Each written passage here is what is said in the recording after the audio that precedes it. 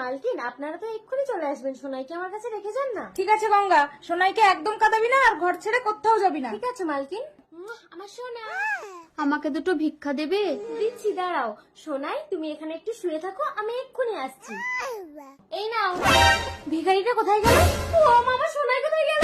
আমার সোনাই, আমার সোনাই। তার মানে ভিখারিটা আমার সোনাইকে নিয়ে পালিয়েছে।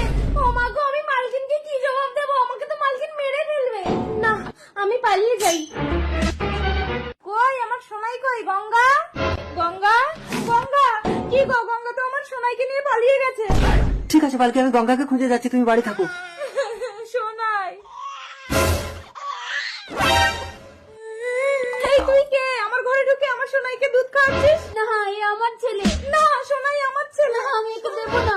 কে কোথায় আছে? ছুটে এসো, আমার সোনাইকে নিয়ে পালাচ্ছে। আরে এই দাঁড়াও দাঁড়াও দাঁড়াও, কি হয়েছে? দেখুন না প্রধান সাহেব। প্রধান সাহেব, তার মানে পরিষ্কার এই বাচ্চা। না প্রধান সাহেব, এ আমার ছেলে। কি করে? ওর কোনো সন্তান হয়নি বলে ওর স্বামী আমার ছেলেকে এনেছিল। প্রধান সাহেব, এদের দুজনকে বলুন বাচ্চাকে বুকে দুধ খাওয়াতে, তাহলেই প্রমাণ হয়ে যাবে এই বাচ্চা কার। হ্যাঁ, তাই হবে। প্রধান সাহেব, আপনি হয়তো জানেন না, সব মায়ের বুকের দুধ হয় না। এই মাথা মোটা দল, তোরা চুপ কর। দেখি বাচ্চাটা আমার কাছে দাও তো। আরে প্রধান সাহেব, কি করছেন? বাচ্চাটাকে বৃষ্টির মধ্যে রাস্তায় শুয়ে দিচ্ছেন। এই বাচ্চার কান্না শুনে যে চুপচাপ দাঁড়িয়ে থাকতে পারবে সেই